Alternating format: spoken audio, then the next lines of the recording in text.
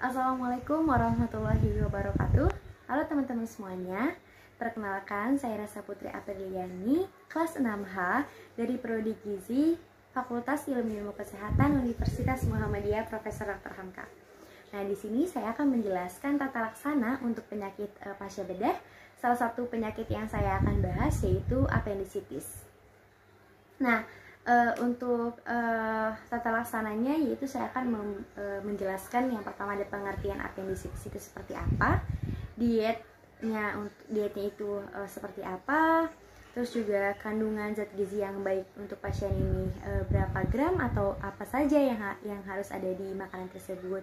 Kemudian kenapa saya memilih menu tersebut dan apa kaitannya dengan Al-Quran dan hadis. Nah, yang pertama saya akan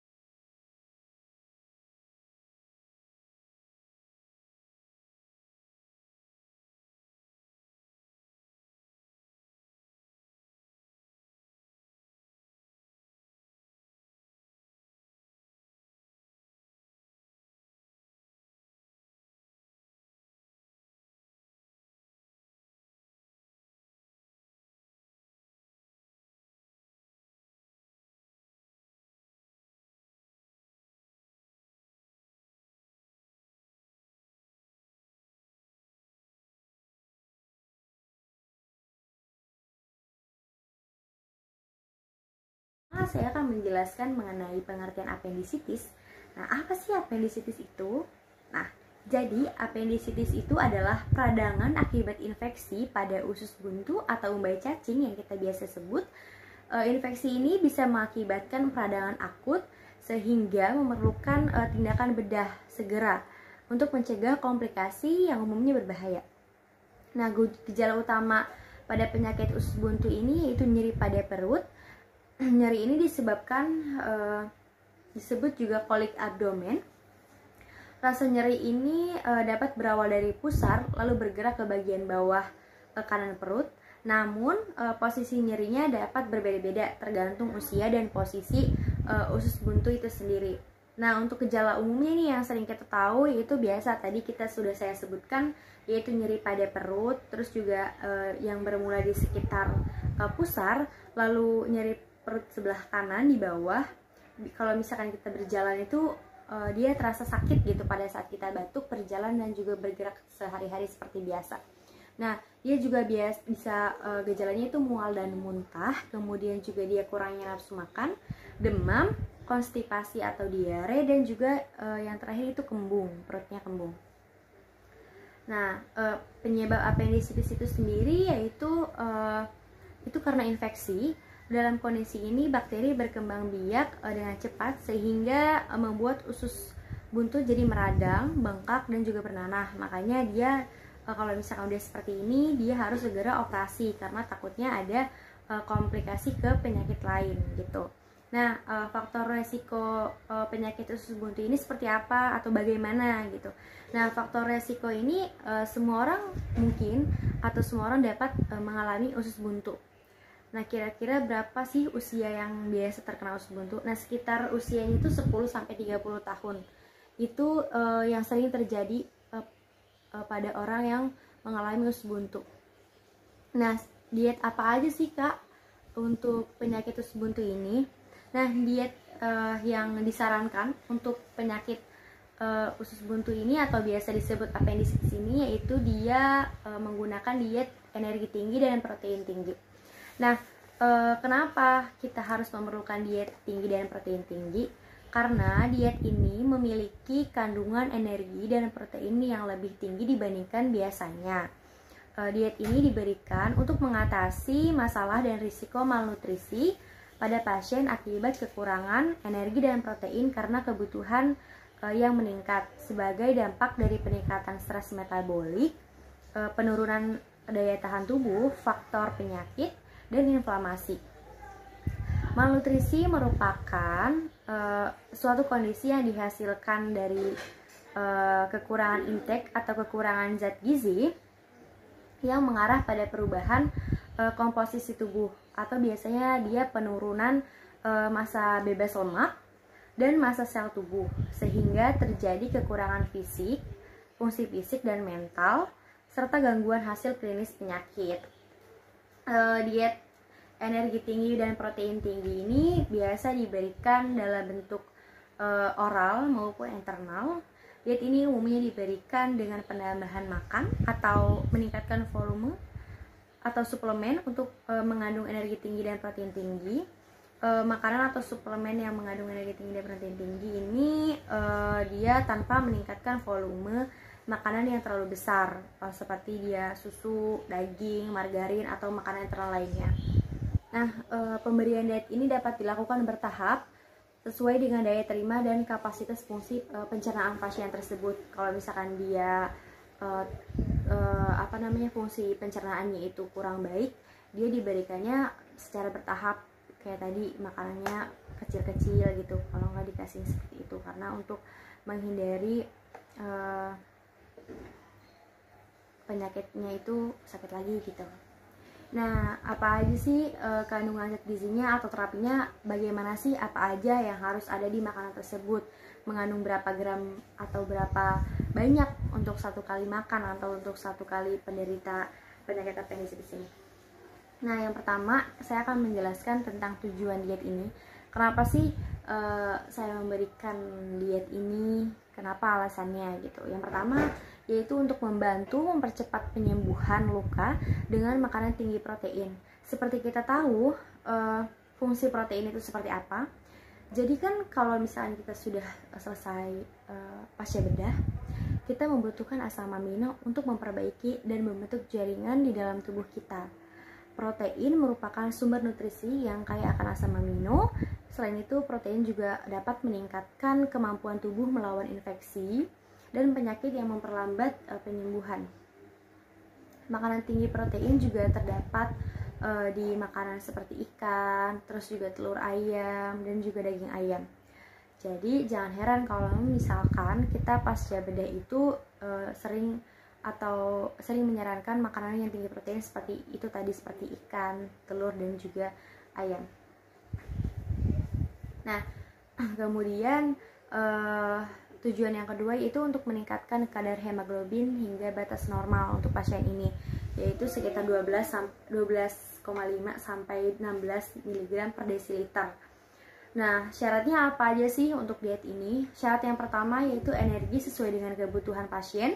Kemudian proteinnya tinggi, yaitu sekitar 1 sampai 1,8 mg per desi. 1 sampai 1,8 gram per kilogram berat badan. Kemudian lemak cukup sekitar 20 sampai 25% dari kebutuhan energi total. Kemudian karbohidratnya sisa dari kebutuhan energi total. Nah, untuk makanan itu diberikan dengan porsi kecil namun mudah dicerna, dan juga porsi kecil yang sering diberikan gitu.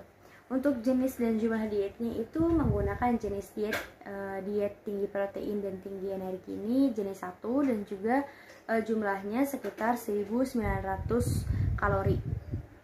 Untuk frekuensi pemberian makannya itu 3 kali makan utama dan 2 kali makan selingan dengan rutinnya oral, dan bentuk makannya itu lunak, karena untuk pasien ini disarankan lunak. Nah, kenapa sih harus lunak? Karena agar lambungnya itu tidak terlalu bekerja keras untuk mencerna makanan tersebut gitu. Nah, untuk menu yang akan saya sajikan untuk pasien ini, yang pertama untuk makan siangnya itu saya akan memberikan nasi tim, capcay, telur rebus, tempe goreng, dan juga buah pisang. Untuk makanan selingan sendiri saya memberikan bubur kacang hijau, roti lapis itu yang 1 lembar, dan juga saya memberikan jus melon.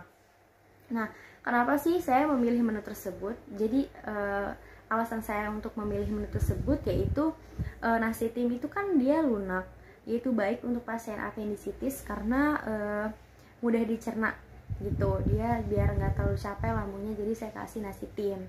Terus juga energinya, nasi tim itu memiliki 175 kalori, proteinnya itu dia 4 gram, dan juga karbohidratnya 40 gram. Untuk capcay sendiri saya memberikan berbagai macam sayuran seperti kembang kol, terus juga sawi putih, dan juga wortel. Untuk energinya sendiri 25 kalori, dan proteinnya dia 1 gram, dan juga karbohidratnya 5 gram. Untuk tempe goreng dan telur kan dia berasal dari protein. Tempe goreng sendiri dia berasal dari protein nabati, dan untuk telur sendiri dia berasal dari protein hewani. Nah, untuk protein nabati itu, untuk tempe dia mengandung 75 kalori, dan juga proteinnya 5 gram, lemaknya sendiri itu 3 gram, dan karbohidratnya mengandung 7 gram. Untuk protein hewaninya tadi telur rebus, yaitu dia mengandung 75 kalori, proteinnya 7 gram, lemaknya juga 5 gram. Nah, untuk selingannya juga saya memperkaya protein, yaitu dia ada bubur kacang hijau. Bubur kacang hijau ini sama dengan tempe, dia memiliki energi sekitar 75 kalori, proteinnya 5 gram, lemaknya 3 gram, dan karbohidratnya 7 gram. Untuk gula dia juga mengandung 50 kalori dan 12 gram karbohidrat. Dan roti juga memiliki energi tinggi, yaitu sekitar 175 kalori, 4 gram protein, dan 40 gram lemak karbohidrat. Nah, di sini saya akan menyangkutkan penyakit ini dengan Al-Quran dan hadis. Nah, ayat yang pertama yang saya akan bacakan atau yang saya akan bahas yaitu ayat Al-Baqarah ayat 168 yang berbunyi, A'udzubillahi minasyaitonirrajim. Bismillahirrahmanirrahim. Ya ayyuhan nasu kulu mimma fil ardi halalan thayyiba wa la tattabi'u khutuwatis syaitan innahu lakum aduwwum mubin, yang artinya, wahai manusia, makanlah dari makanan yang halal dan baik yang terdapat di bumi, dan janganlah kamu mengikuti langkah-langkah setan. Sungguh setan itu musuh nyata bagimu. Nah, tafsiran dari ayat atau surah Al-Baqarah ayat 168 ini, dia menjelaskan dengan makanan yang halal dan yang baik untuk dikonsumsi, baik zatnya maupun cara memperolehnya. Dan selain itu, makanan juga harus sehat, aman, dan tidak berlebihan. Nah, di sini juga saya akan menyebutkan ayat, yaitu surah Al-Maidah ayat 188 yang artinya, dan makanlah makanan yang halal, baik dari apa yang Allah telah rezekikan kepadamu, dan bertakwalah kepada Allah yang kamu beriman kepadanya. Nah, dari kedua surat ini itu menjelaskan yaitu manusia disarankan atau diwajibkan untuk makan dan minuman yang boleh dimakan oleh umat Islam, yaitu halal. Dia memiliki dua syarat, itu halal dan juga dia tidak dilarang oleh hukum syara. Nah, kategori halal dan kategori minuman halal dan makanan halal menurut Islam itu, yang pertama, dia ada halal dari zatnya, yang berarti dia itu tidak mengandung unsur yang diharamkan menurut syariat Islam seperti nasi, susu, telur, dan lain-lain. Kemudian halal cara mendapatkannya. Jadi cara mendapatkannya itu dia tidak mencuri atau tidak menipu dan lain-lain. Kemudian halal cara memprosesnya, yaitu cara prosesnya, pengolahannya juga harus benar. Kalau misalnya kita makan makanan yang seperti hewan atau daging-dagingan itu, kita harus tahu nih apakah dia disembelih menggunakan bismillah atau enggak, atau sesuai syariat Islam atau enggak. Kita harus tahu itu dan harus mengetahuinya sebelum kita membeli atau mengkonsumsi makanan tersebut. Nah, kemudian juga di sini saya akan membahas juga satu ayat lagi, yaitu surah Al-Baqarah ayat 173 yang artinya, sesungguhnya Allah mengharamkan bagimu bangkai, darah, daging babi, dan hewan yang ketika disembelih disebut nama selain Allah. Tetapi barang siapa dalam keadaan terpaksa memakannya sedang dia tidak menginginkannya dan tidak pula melampaui batas, maka tidak ada dosa baginya. Sesungguhnya Allah Maha Pengampun dan Maha Penyayang. Nah, dari pembahasan tersebut, sebelum kita memilih makanan di supermarket atau di pasar, kita harus tahu dulu nih makanan itu halal atau tidak, begitu. Nah, sekian nih dari pembahasan dari saya. Kurang lebihnya mohon maaf. Wassalamualaikum warahmatullahi wabarakatuh.